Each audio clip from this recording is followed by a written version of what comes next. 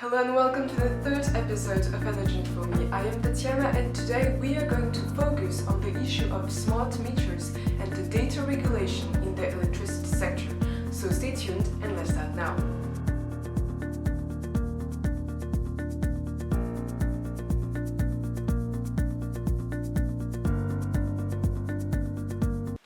So in the electricity market today, the main trend seems to be the digitalization, as in many other sectors, and the smart meters are the best example to illustrate it. Smart meters are little devices that are installed in your house to monitor each household electricity use.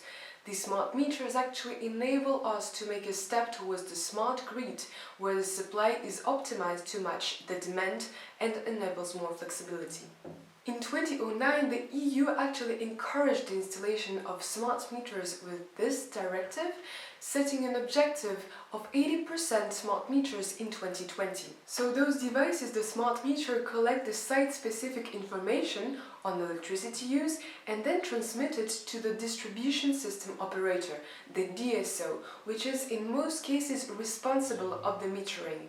The DSO can then transmit it to the third party, such as the energy supplier, for example. But this last transmission can be possible only if the consumer agrees with it in the contract, which leads us to our main point, and this is the empowerment of the consumer. So the consumer can access, for example, at any time, its data through an online platform to verify what the supplier and the DSO can know about his electricity use. So the advantage of this data collection is that it can lead to high energy savings for the consumer and also minimize costs for the retailer. But there are two main risks associated with this practice. So the first risk is mass surveillance, because depending on the interval with which the data on consumption of electricity is collected, many details can be inferred. For instance, it can lead to establishing irregular patterns of use which can reveal sometimes religious beliefs or holidays of the households, which is a breach to privacy. So the second risk is what we call profiling.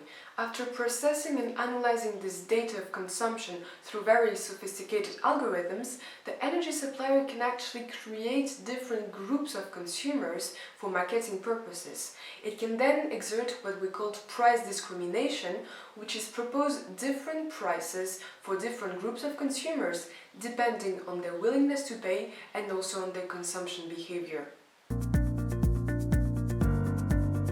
So one case illustrating this phenomenon in France was the French DSO Enedis, which installed smart meters called Linky in 40% of households in the country.